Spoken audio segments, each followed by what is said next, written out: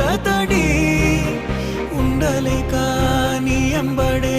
వస్తాంది గుండె సడి గురుదేవుడికా ఇంతటి శోకం వెలివేసినదా పాపపు లోకం మహారాజయ్యా మహారాజయ్యా